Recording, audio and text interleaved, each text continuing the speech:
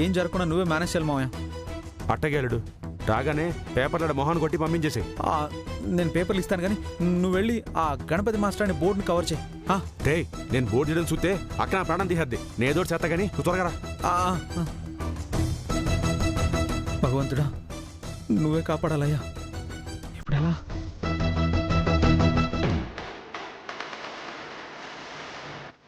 అమ్మో వచ్చాడు. Board కమ్మకుండా managing చేయాలి. ఇప్పుడు ఎలా? నా లుంగిలో లుంగి.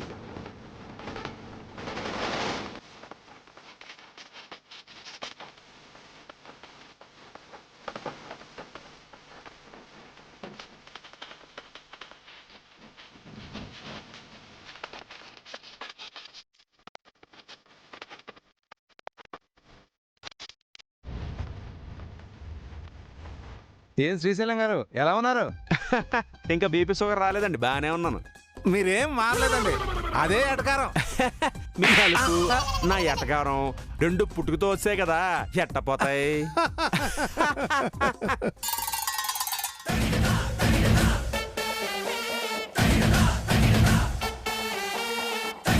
ఏంట్రో మ్యాచింగా? ఏంటి మీతోనా? సార్ ఎగ్జామ్ పేపర్స్ కరెక్ట్గానే కౌంట్ చేసావా? తప్పు పోనివ్వను కదా సార్.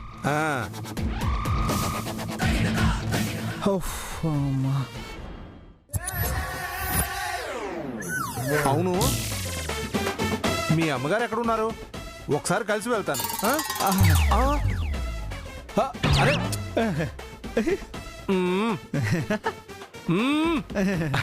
మా అక్కలేదుగా, ఊరెళ్ళిందిగా. ఈ రోజు మీ చెల్లిని చూసుకోవడానికి అబ్బాయి వాళ్ళు వస్తారన్నా, మరి మీ అమ్మ లేకుండా ఎలాగా? మా అమ్మ ఊర్లో లేదు సార్, పెద్దూరులో ఉన్న గుడికి వెళ్ళింది. వెళ్ళే ఉంటది. ఓహో అవునా? అంతేగా అంతేగా అంతేగా.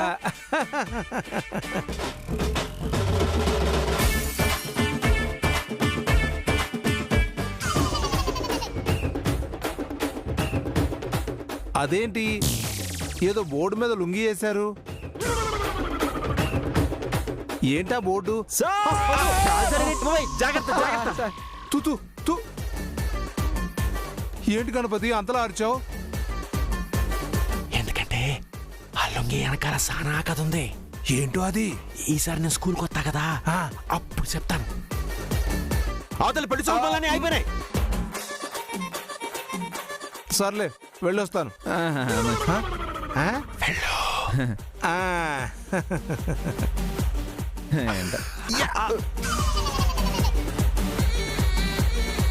నా గుండె ఆగినంత పని అయింది మావయ్య. నేను సమయానికి కాపాడింది నా లుంగి. గంటలో ముహూర్తం ఉన్నా నా పెళ్ళి అవుతుందన్న నమ్మకం పోతుంది మావయ్య.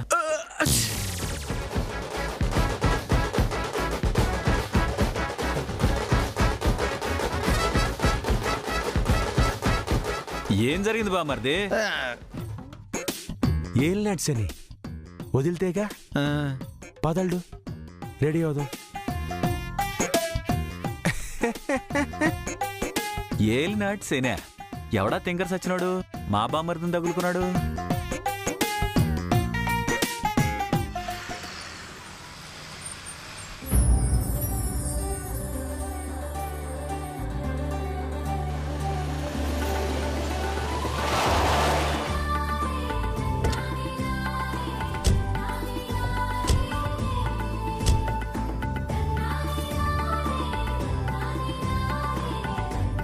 ఈ ఇల్లు ఆ ఇంటికంటే పెద్దగానే ఉంది. ఇలాంటివి ఇంకెన్నున్నాయి? ఓ 4-5 ఉన్నాయని వినికిడి. కోట్లున్నాయని కోటేశ్వరం అని చెప్పుకుంటామే గాని ఇలా నిశ్చితార్థాన్ని ఇంత సింపుల్ గా గెస్ట్ హౌస్ లో ఎట్టేసుకుంటారా? ఏదేమైనా మీ మావాళ్ళు ఇంత పిసినారోళ్ళు అనుకోలేదు బామ్మర్ది. పిసినాతనం గురించి నువ్వే మాట్లాడాలి మరి. గిరిజ, ఏది పడితే అది మాట్లాడి శుభకార్యంలో మనశ్శాంతి లేకుండా చేయకండి. మన సంబంధం ఒప్పుకోవటమే గొప్ప విషయం. పదండి. నువ్వు మరి ప్రతిదానికి ఇలా తగ్గిపోకమ్మా. మనకే మన మగ పెళ్లివాళ్ళం. నాన్న, గణపతి వాళ్ళు వచ్చారు. పద అక్క, ప్లీజ్ కాస్త సైలెంట్గా ఉండు. ఆదినారాయణ గారు వస్తున్నారు. నమస్కారం అండి. నమస్కారం అన్నయ్య గారు. నమస్కారం అండి. నమస్కారం రండి. రండి.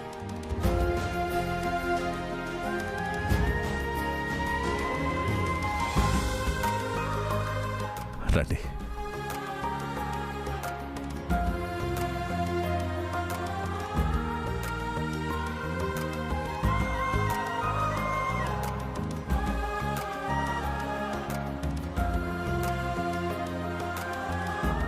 చాలా అందంగా ఉంది కదన్నయ్య.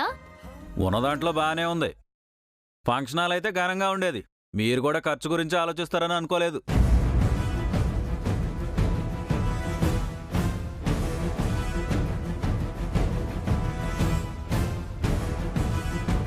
నా కూతుళ్ళంటే నాకు చాలా ప్రాణం.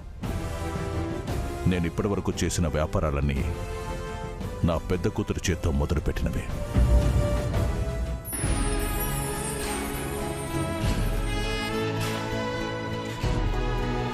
నా కూతురికి సంబంధించిన శుభకార్యంతోనే ఈ ఇంట్లో సందడి మొదలవ్వాలనుకున్నాను.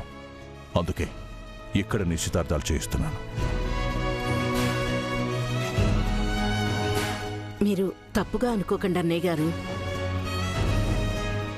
పర్వాలేదమ్మా. ఆ పల్లెలు చూసావా పద్మ? పూలు పండ్లు కూడా నిండుగా లేవు. మన పనంతా నగలతో పిన్ని. అవే ఈ నిశ్చితార్థాన్ని పెళ్లిని ఆపుతాయి.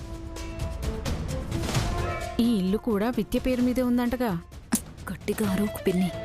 అసలే అప్పులున్నోళ్ళు కట్నం కింద అడిగి అప్పులు తీర్చుకుంటారు.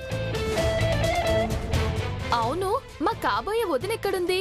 జరక్క జరుగుతున్న నిశ్చితార్థం కదా, అందంగా రెడీ అవుతుంది. మా వదిన నార్మల్ గా ఉన్నా కూడా అతిలోక సుందర్లాగే ఉంటుంది.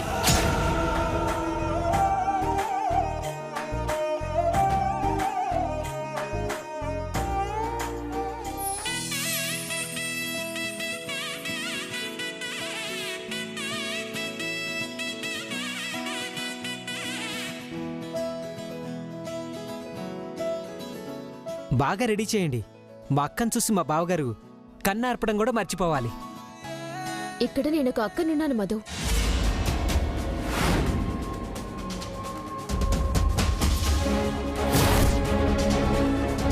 పెద్దత్తని పొగడేసరికి చిన్నత్తకి కోపం వచ్చినట్టుంది. అవునే శ్రీనిధి, మేం విన్నది నిజమేనా? నువ్వు చేసుకుంటుంది మీ అక్కను చేసుకోవాలనుకున్నదన్నా? నీకెవరు చెప్పారు? ఒక్కరేంటి, ఊర్లో అందరూ అదే అనుకుంటున్నారు. అతను మీ అక్కకి నచ్చలేదంట కదా, పైగా సరిగ్గా చదువుకోలేదంట, అందగాడు కాదంట. మీ అక్కకేమో మాస్టారు అందగాడంట. నిజమేనా?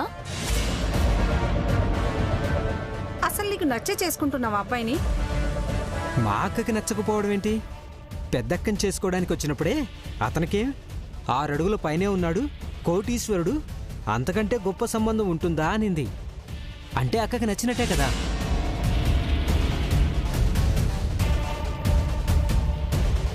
నాకైతే నచ్చలేదు. తనకేం తక్కువ? 6 అడుగులు. అక్క జాతకానికి ఇదే ఎక్కువ. మధు, కాస్త నీ నోటికి తాళం వేసి అందరూ బయటికి వెళ్తారా? నేను అక్కతో మాట్లాడాలి. ఏకాంతంగా మాట్లాడుకునేది పెళ్లి కొడుకు పెళ్లి కూతురు కదా. ఏ బుడంకాయ్, నా కోపం తెప్పించుకు వెళ్ళు. హే లక్కీ లక్కీ లక్కీ, పద. మీరు కూడా వెళ్ళండి, వెళ్ళండి, వెళ్ళండి.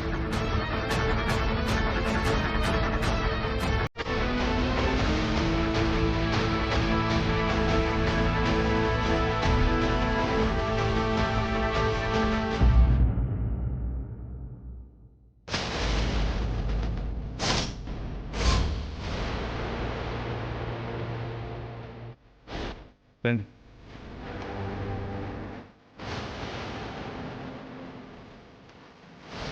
నమస్కారం. నమస్కారం బావగారు. నమస్కారం. నమస్కారం అన్నయ్య గారు.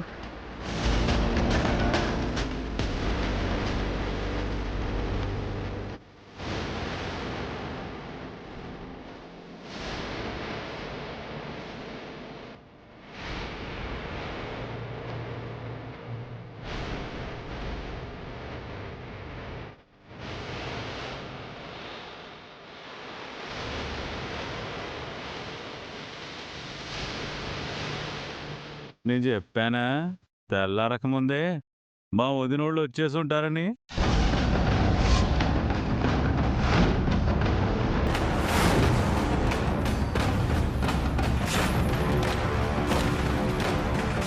మీలాగా రావు కాలంలో రావడాలు, దుర్ముహూర్తాల్లో అడిగడ్డాలు మాకు రావు. సరైన సమయానికే వచ్చాం. వచ్చే దాని మీద ఉన్న శ్రద్ధ కాస్త తెచ్చే దాని మీద కూడా ఉంటే బాగుండేది.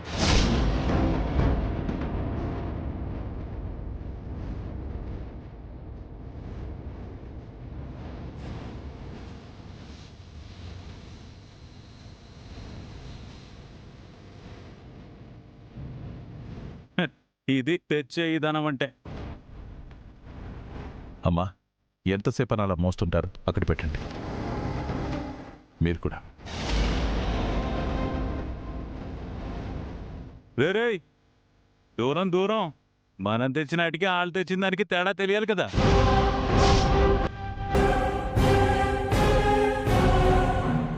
వీరేశం, మా పరిస్థితి ఏంటో అన్నయ్య గారికి తెలుసు. నువ్వు నీ డాబు చూపించుకో కాదను, కానీ అందరి ముందు మమ్మల్ని కించపరచాలని చూస్తే మాత్రం బాగోదు. రోసం ఖర్చు లేని కదా అని ఊరికే ఖర్చెట్టే కుదినా.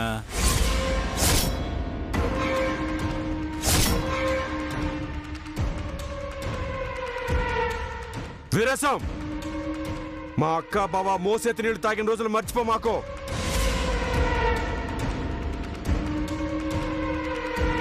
కూసంత నోరు అదుపులో ఎట్టుకో.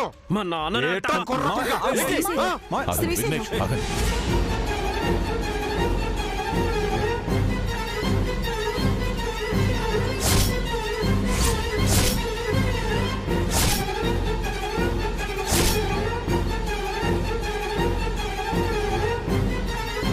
శాంతం రా విఘ్నేశా.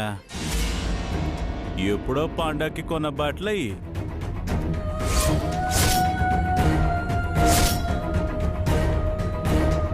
ఫ్రీగా వచ్చే ఇస్త్రీ చేయించి టిప్పు టాప్గా వచ్చిన వాళ్ళతో నీకేంట్రా పని?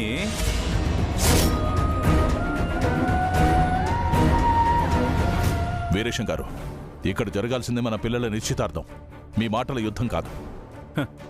కోప్పడకండి ఆదినారాయణ గారు, మేము ఆపేసినట్టే.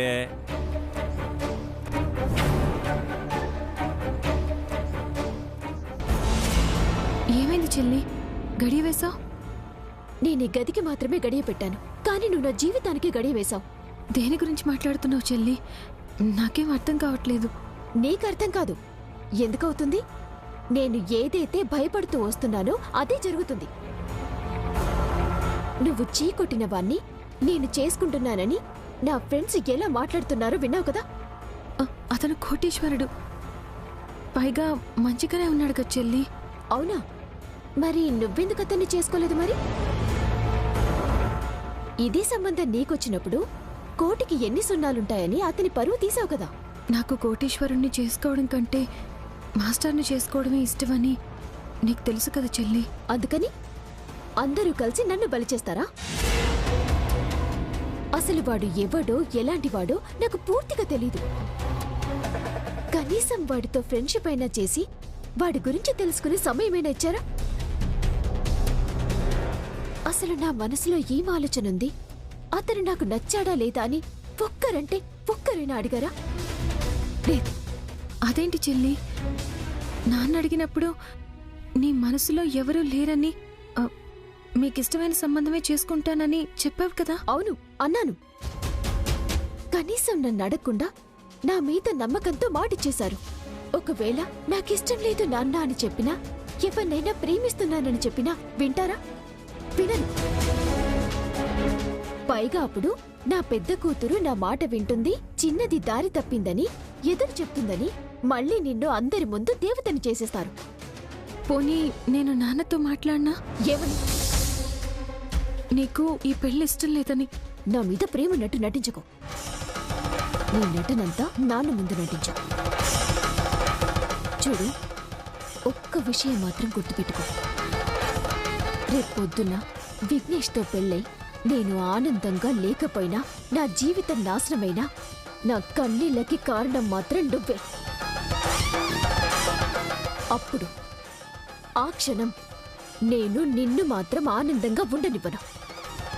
నాలో ఒక రాక్షసిని చూస్తావు.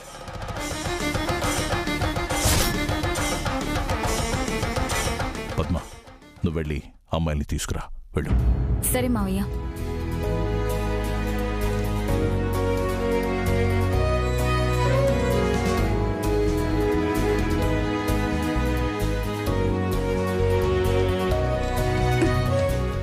నిధి, విద్య, ఇంకా ఎంతసేపు? ముహూర్తం టైం అవుతుంది, రండి తొందరగా. ఇంకా ఎంతసేపు? రండి. వస్తున్నా వదినా. మా చెల్లికి పెళ్లి ఇష్టం లేదని అర్థమైంది. ఎలా అయినా ఆపాలి.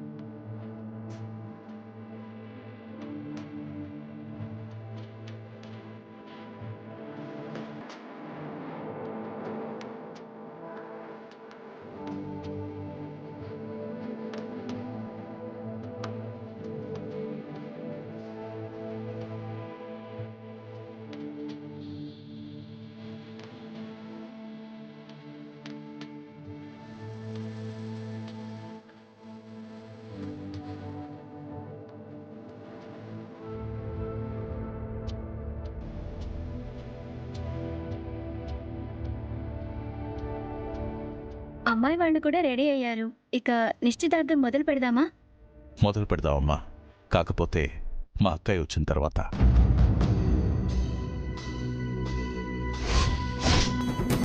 మీకు అక్క కూడా ఉందా ఆదినారాయణ గారు?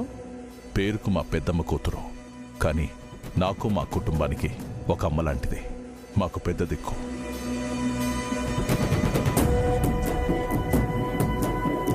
నేను కొలిచే అమ్మవారికి తను ప్రతిరూపంగా ఉంటుంది.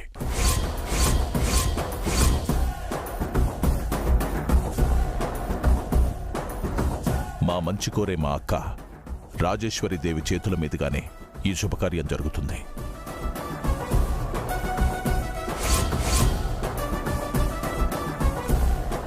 మీరు అంతలా చెప్తుంటే వెంటనే మీ అక్కయ్య గారిని చూసేసి దండం పెట్టాలనిపిస్తుందండి.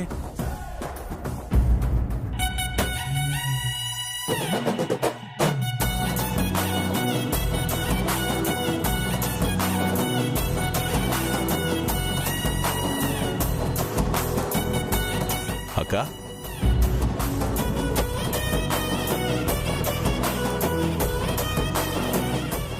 ఈవిడొచ్చేసిందా, ఇంకెవరి మాట చెల్లుబాటు కాకుండా చేస్తుంది. ఈసారి ఎలాగైనా తగ్గకుండా ఈ పెళ్ళి ఆపాలి. అక్క రా అక్క. ఆలస్యమైందారా? లేదక్క, టైంకొచ్చావు. పద.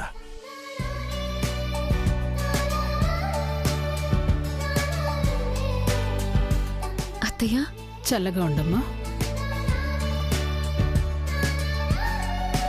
నిన్ను చూస్తుంటే 6 ఏళ్ల వయసులోనే ఈ ఇంటికి అమ్మవైన క్షణమే ఇంకా నా కళ్ల ముందు కనిపిస్తోంది విద్య. అప్పుడే పెళ్ళిడికొచ్చేసావు. మీరు ప్రేమ ఎక్కువ అవడం వల్ల అలా అంటున్నారు గాని విద్య పెళ్లిడికొచ్చి 4 ఏళ్లు దాటింది. ఇప్పటికే నలుగురు 4 రకాలుగా మాట్లాడుకుంటున్నారు.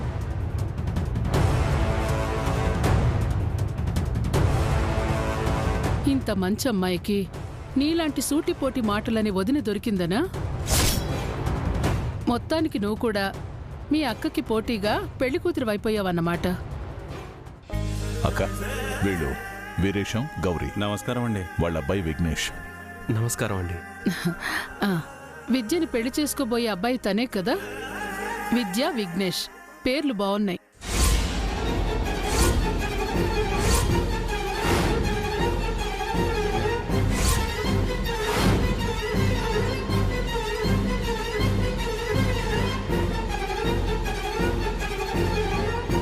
అంత అదృష్టం మన విద్యకి ఎక్కడుంది పెద్దమ్మా? మన విద్య చేసుకోబోయేది గణపతిని.